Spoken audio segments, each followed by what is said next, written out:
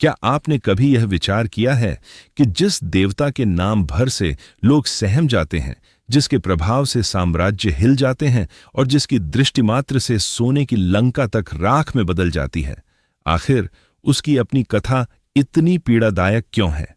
हम में से अधिकतर लोग शनिदेव को कठोर और भयावह मानते हैं। उनका नाम आते ही मन में डर बैठ जाता है।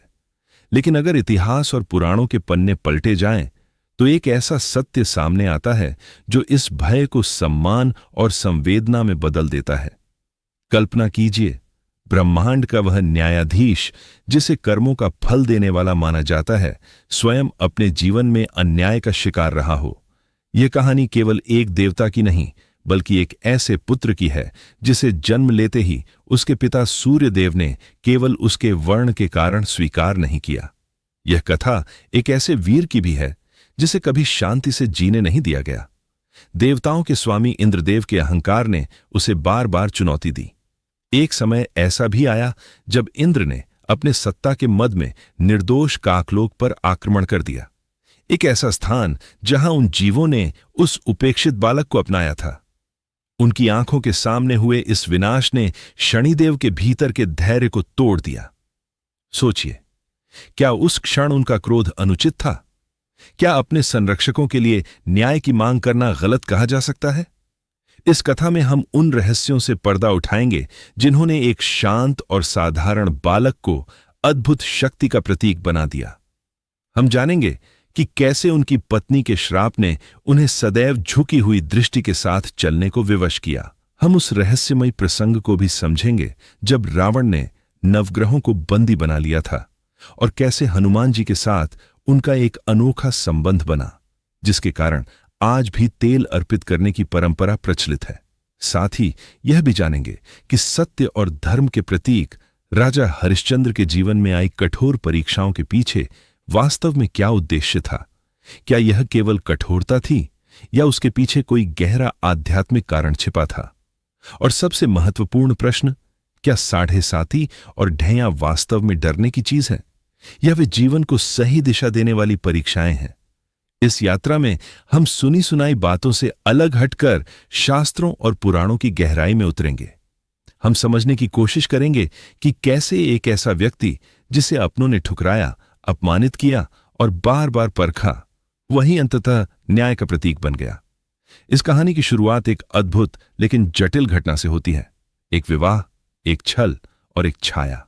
देवशिल्पी विश्वकर्मा की सुंदर पुत्री देवी संध्या और ऊर्जा के स्रोत सूर्यदेव का विवाह हुआ। यह मिलन जितना दिव्य था, उतना ही कठिन भी। सूर्यदेव का तेज इतना प्रखर था कि उनके समीप रहना तो दूर, उनकी ओर देख पाना भी असहनीय था। कोमल स्वभाव वाली संध्या ने विवाह के बाद अपने कर्तव्यों का पूरी निष्ठा से पालन किया, लेकिन सूर्य की प्रचंड ऊर्जा उन्हें भीतर ही भीतर जलाती रही। समय के साथ उनकी सहन शक्ति कम होने लगी। उन्हें यह भय सताने लगा कि यदि यह स्थिति बनी रही तो उनका अस्तित्व ही समाप्त हो जाएगा। उन्होंने अंततः एक कठिन संकल्प लिया, तपस्या करने का। उनका उद्देश्य था सूर्यदेव के प्रचंड तेज को सहने की शक्ति प्राप्त करना, और इसके लिए वे वन की ओर प्रस्थान करना चाहती थीं। परंतु एक पत्नी और माता होने के नाते अपना स्थान यूं छोड़ देना भी उचित नहीं था। इसी द्वंद्व से एक ऐसा रहस्य जन्मा जिसने आगे चलकर शनिदेव के अस्तित्व की नींव रखी। देवी संध्या ने अपनी योग शक्ति से स्वयं का ही एक प्रतिरूप रचा, अपनी छाया। यह छाया रूप, स्वर और व्यवहार में बिल्कुल संध्या के समान थी। संध्या ने उसे स्वर्णा नाम दिया और उसे यह जिम्मेदारी सौंपी कि वह सूर्यदेव की सेवा करे और उनके बच्चों का पालन पोषण करे, लेकिन इस रहस्य को किसी के सामने प्रकट न होने दे। इसके बाद संध्या वहां से चली गई और सूर्यदेव उस छाया को ही अपनी पत्नी मानकर उसके साथ जीवन बिताने लगे। समय बीतने के साथ छाया, जो स्वभाव से गंभीर और शांत थी, भगवान शिव की गहरी भक्ति में लीन हो गई। जब शनिदेव उसके गर्भ में थे, उसी दौरान वह कठोर तप में मग्न थी। स्कंद पुराण में वर्णित है कि यह तप साधारण नहीं था। देवी छाया प्रचंड धूप में बिना अन्न और जल के एक पैर पर खड़ी होकर महादेव का ध्यान कर रही थी। इस तीव्र तप और सूर्य की प्रखर गर्मी का असर उनके गर्भ में पल रहे शिशु पर पड़ा। वह बालक जो सूर्यपुत्र होने के कारण स्वर्णिम वर्ण का होना चाहिए था, उस असहनीय ताप के कारण गर्भ में ही झुलस गया और उसका रंग गहरा श्याम हो गया। फिर वह निर्णायक क्षण आया। कर्मों का फल देने वाले शनिदेव का जन्म हुआ। जैसे ही नवजात शनि ने अपनी आंखें खोलीं, एक अद्भुत घटना घटी। उनकी पहली दृष्टि अपने पिता सूर्यदेव पर पड़ी। शास्त्रों के अनुसार उस दृष्टि का प्रभाव इतना प्रबल था कि सूर्यदेव का रथ थम गया, उनके घोड़े रुक गए और कुछ क्षणों के लिए मानो स्वयं सूर्यदेव पर ग्रहण सा लग गया। प्रकाश के देवता भी उस समय धूमिल पड़ गए। यह घटना मानो पूरे ब्रह्मांड के लिए एक संकेत थी कि यह बालक साधारण नहीं बल्कि असाधारण शक्तियों का धनी है। सूर्यदेव ने जब अपने तेज में कमी महसूस की तो वे आश्चर्यचकित रह गए। जैसे ही उनकी दृष्टि उस बालक पर पड़ी, उनके भीतर क्रोध और अस्वीकार की भावना उमड़ पड़ी। उन्हें यकीन ही नहीं हुआ कि सूर्यवंश में जन्मा पुत्र ऐसा रूप और रंग लिए हो सकता है। संदेह के वशीभूत होकर उन्होंने देवी छाया की निष्ठा पर प्रश्न उठा दिया और सभा के बीच गर्जना करते हुए कह दिया, यह मेरा पुत्र नहीं हो सकता। इसमें न तो मेरा तेज है और न ही मेरा स्वरूप। यह अवश्य किसी और का दोष। यही वह पहला घाव था जिसने उस मासूम के मन में विद्रोह और पीड़ा का बीज बो दिया। सूर्यदेव ने उसे अपनाने से इनकार कर दिया, पर उन्हें यह आभास भी नहीं था कि जिसे वे आज ठुकरा रहे हैं वही आगे चलकर उनके अभिमान को तोड़कर न्याय का प्रतीक बनेगा। सूर्यलोक की वैभवशाली दुनिया और सुख सुविधाओं से दूर अब उस बालक और माता छाया का आश्रय एक अलग ही स्थान था। पृथ्वी पर स्थित एक घना, सुनसान और भयावह वन। जहां कभी राजसी सुख मिलने चाहिए थे, वहां अब संघर्ष, एकांत और कठिनाइयों से भरा जीवन उनका इंतजार कर रहा था। यहां चारों ओर नुकीली झाड़ियां थीं, जंगल की डरावनी आवाजें गूंज रही थीं और सिर के ऊपर बस खुला आकाश था। माता छाया अपने छोटे से पुत्र को सीने से लगाए हर हलचल पर घबरा जाती थीं। उन्हें यह अंदाजा भी नहीं था कि जिस संसार ने उन्हें ठुकरा दिया है, उसी से कहीं ज्यादा अपनापन उन्हें इसी वीरान जगह में मिलने वाला है। जब अपने ही लोगों ने साथ छोड़ दिया, तब एक मूक प्राणी ने सच्ची इंसानियत का परिचय दिया। इसी घने वन में शनिदेव की भेंट काकराज से हुई, जो कौवों के स्वामी थे।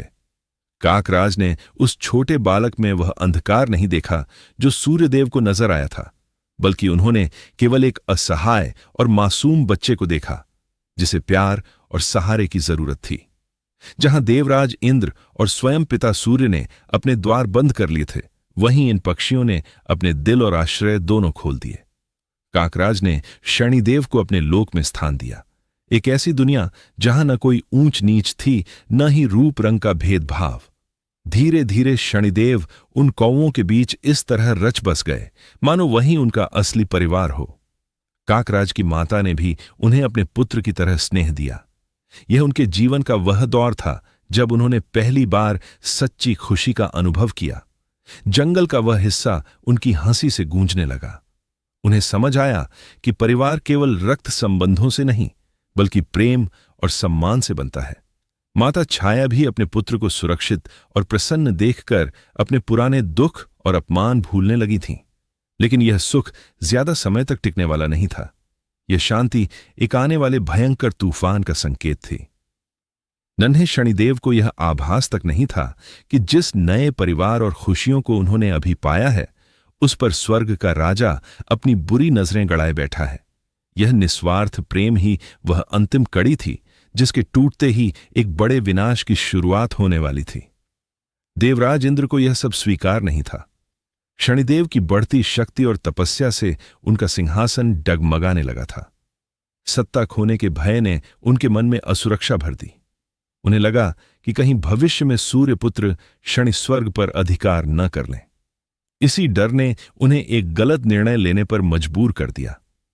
एक दिन जब शनिदेव और काकराज किसी कार्य से वन में दूर गए हुए थे, तब इंद्र ने मौका देखकर काकलोक पर आक्रमण कर दिया। यह कोई युद्ध नहीं था, बल्कि निर्दोषों पर किया गया अत्याचार था। स्वर्ग के शक्तिशाली अस्त्र उन बेजुबान पक्षियों पर बरसने लगे जिन्होंने कभी किसी का बुरा नहीं किया था। कुछ ही पलों में वहां की हंसी और चहचहाहट चीखों और तबाही में बदल गई। मासूम पक्षियों का वध होने लगा, उनके घोंसले जला दिए गए और इस विनाश को रोकने वाला कोई नहीं था। जब शनिदेव लौटे तो यह दृश्य देखकर उनका हृदय कांप उठा।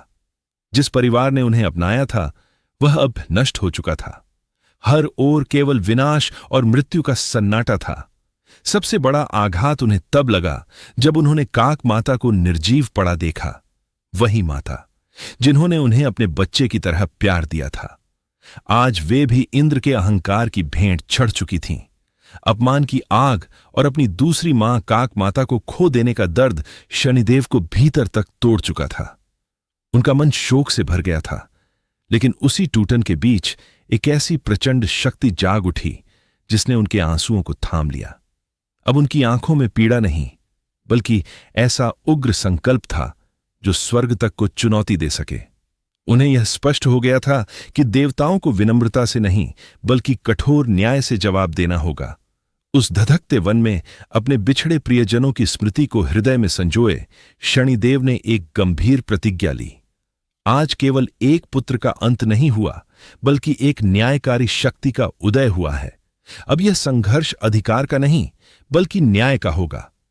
इंद्र ने एक साधक को ललकार कर ऐसी भूल की थी जिसका परिणाम अब उन्हें भुगतना ही पड़ेगा, क्योंकि अब शनिदेव आंसू नहीं बहाएंगे बल्कि दूसरों को उनके कर्मों का फल महसूस कराएंगे। क्रोध की ऊर्जा को दिशा देते हुए शनिदेव ने अपनी आधी दिव्य शक्तियां अपने प्रिय साथी और वाहन काकराज को अर्पित कर दी। फिर उसी काकराज पर सवार होकर वे स्वर्ग की ओर बढ़ चले। यह दृश्य जितना अद्भुत था उतना ही भयावह भी। एक ओर स्वर्ग में इंद्र और अन्य देवता उत्सव और मद में डूबे हुए थे, अपनी विजय पर गर्व कर रहे थे, और दूसरी ओर एक भयंकर तूफान उनकी ओर बढ़ रहा था। जैसे ही शनिदेव स्वर्ग की सीमा में पहुंचे, इंद्र की सेना ने उन्हें रोकने का प्रयास किया, लेकिन शनिदेव ने कोई अस्त्र नहीं उठाया। उन्होंने केवल अपनी आंखें उठाईं और अपनी तीव्र विनाशकारी दृष्टि देवताओं पर डाली। उस एक दृष्टि ने ही देवताओं की शक्ति को जकड़ लिया। उनके शरीर भारी हो गए, हाथ कांपने लगे और उनके हथियार जमीन पर गिर पड़े। इसके बाद शनिदेव ने उन्हीं गिरे हुए अस्त्रों को उठाया और उन्हीं के माध्यम से स्वर्ग में प्रलय मचा दी। चारों ओर अफरा तफरी मच गई। जो इंद्रदेव कुछ ही समय पहले काकलोक को भस्म करके अपनी ताकत का प्रदर्शन कर रहे थे, वही अब अपने प्राण बचाने के लिए इधर उधर भागने को मजबूर थे। लेकिन यह तो प्रतिशोध की शुरुआत भर थी, अंत अब भी बाकी था। देवताओं की करुण पुकार सुनते ही सूर्यदेव वहां प्रकट हुए। उन्होंने अपनी तेजस्वी और विनाशकारी किरणों से शनि पर भीषण आक्रमण कर दिया, परंतु शनिदेव ने उस प्रहार को अपनी दृष्टि की प्रचंड शक्ति से पल भर में निष्प्रभावी कर दिया। इतना ही नहीं, उन्होंने अपनी कुदृष्टि सीधे अपने ही पिता सूर्यदेव की ओर केंद्रित कर दी, जिससे वातावरण और भी भयावह हो उठा। यह कहानी उसी ब्रह्मांड की है जहां एक समय ऐसा भी आया जब प्रकाश का स्रोत स्वयं अंधकार में डूब गया। सूर्यदेव, जिनकी किरणें सृष्टि को जीवन देती थीं, अचानक निर्जीव से प्रतीत होने लगे। उनका तेज मंद पड़ गया और उनका रूप काला हो उठा। पूरे ब्रह्मांड पर जैसे घना अंधेरा छा गया। यह वही क्षण था जब एक पिता जो अपने पुत्र के रंग से घृणा करता था, स्वयं उसी रंग का भागी बन चुका था। इसी उथल पुथल के बीच शनिदेव ने इंद्र को परास्त कर दिया। उनका अभिमान चकनाचूर हो गया, राजमुकुट छिन गया और स्वर्ग का सिंहासन अब शनि के अधीन था। इंद्र और सूर्यदेव को बंदी बनाकर स्वर्ग के ही कारागार में डाल दिया गया। जो कभी अपमान सहता हुआ वन वन भटकता था, वही आज तीनों लोकों का स्वामी बन बैठा था। यह केवल एक विजय नहीं थी, बल्कि उस अहंकार की पराजय थी जिसने रिश्तों को शत्रुता में बदल दिया। लेकिन यह अंत नहीं, बल्कि एक नए अध्याय की शुरुआत थी। जब शनि के प्रभाव से सृष्टि अंधकार में डूबने लगी, तब शेष देवता भयभीत होकर कैलाश पहुंचे और महादेव से रक्षा की प्रार्थना की। महादेव, जो सत्य और असत्य के ज्ञाता हैं, उन्होंने पहले देवताओं को उनके कर्मों के लिए कठोर शब्दों में धिक्कारा। उन्होंने स्पष्ट किया कि यह संकट शनि के कारण नहीं, बल्कि उनके अपने अन्याय और घमंड का परिणाम है। फिर भी सृष्टि का संतुलन बनाए रखने के लिए उनका हस्तक्षेप आवश्यक था। जब शिव रणभूमि में पहुंचे तब शनिदेव का क्रोध अपने चरम पर था। उन्होंने शिव के समझाने पर भी रुकने से इनकार कर दिया और आवेश में आकर अपनी विनाशकारी दृष्टि उन्हीं पर डाल दी। यह एक भक्त की भूल भी थी और हठ भी। इसके प्रत्युत्तर में शिव ने अपने तीसरे नेत्र से ऊर्जा का हल्का स्पर्श किया, जिससे शनि घायल होकर पृथ्वी पर एक पीपल वृक्ष के नीचे गिर पड़े। महादेव ने उन्हें नष्ट नहीं किया बल्कि जीवन दान दिया। उन्होंने शनि को समझाया, तुम्हारे साथ अन्याय हुआ, यह सत्य है, पर जो मार्ग तुमने चुना है वह न्याय नहीं, प्रतिशोध है। न्याय सुधार के लिए दंड देता है, जबकि प्रतिशोध विनाश के लिए। इन शब्दों ने शनिदेव के भीतर जल रही प्रतिशोध की अग्नि को शांत कर दिया। उन्होंने तपस्या का मार्ग अपनाया और पीपल वृक्ष के नीचे गहन साधना में लीन हो गए। उनकी निष्ठा से प्रसन्न होकर महादेव ने उन्हें कर्म फलदाता और दंडाधिकारी का पद प्रदान किया। अब उनका कार्य व्यक्तिगत नहीं बल्कि ब्रह्मांडीय न्याय था, जहां कोई भी उनकी दृष्टि से बच नहीं सकता, चाहे वह देव हो, असुर हो या मानव। इस प्रकार एक ठुकराया हुआ पुत्र तप और त्याग के बल पर सृष्टि का सर्वोच्च न्यायाधीश बन गया। लेकिन उनकी कठोर दृष्टि कोई वरदान नहीं थी, यह एक श्राप का परिणाम थी। समय बीतने पर माता छाया ने सोचा कि विवाह से शनि के जीवन में संतुलन आएगा। उनका विवाह गंधर्वराज चित्ररथ की पुत्री धामिनी से हुआ। वह अत्यंत सुंदर और स्नेही थी और अपने पति से प्रेम व साथ की अपेक्षा रखती थी। परंतु शनिदेव अपने कर्तव्य और तप में इतने लीन थे कि उन्हें सांसारिक जीवन का भान ही नहीं रहा। एक दिन उनकी पत्नी प्रेम और संतान की इच्छा लेकर उनके पास आई। उसने कई बार पुकारा, स्पर्श किया, पर शनि की ध्यान अवस्था नहीं टूटी। उपेक्षा से आहत होकर वह क्रोधित हो उठी और श्राप दे बैठी। जिस दृष्टि के लिए मैं तरस रही हूं, वही दृष्टि अब जिस पर पड़ेगी उसका विनाश कर देगी। जब शनि को यह झांत हुआ तो उन्होंने क्रोध नहीं किया, बल्कि गहरे दुख में डूब गए। तब से उन्होंने अपनी दृष्टि झुका ली। यह अहंकार नहीं बल्कि त्याग था, ताकि किसी निर्दोष को हानि न पहुंचे। उनका जीवन और भी कठिन तब हुआ जब सत्य की परीक्षा लेने के लिए उन्होंने राजा हरिश्चंद्र को कष्ट दिए। उनका उद्देश्य अत्याचार नहीं बल्कि सत्य की शक्ति को सिद्ध करना था। हरिश्चंद्र ने सब कुछ खोकर भी सत्य का साथ नहीं छोड़ा और अंततः शनि ने स्वयं प्रकट होकर उनकी महानता को अमर कर दिया। दूसरी ओर लंका के राजा रावण ने अहंकार में आकर न्याय को चुनौती दी।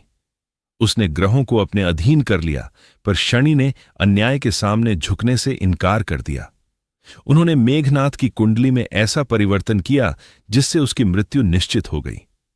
क्रोधित रावण ने शनि के पैर पर प्रहार किया, जिससे वह स्थायी रूप से क्षतिग्रस्त हो गया।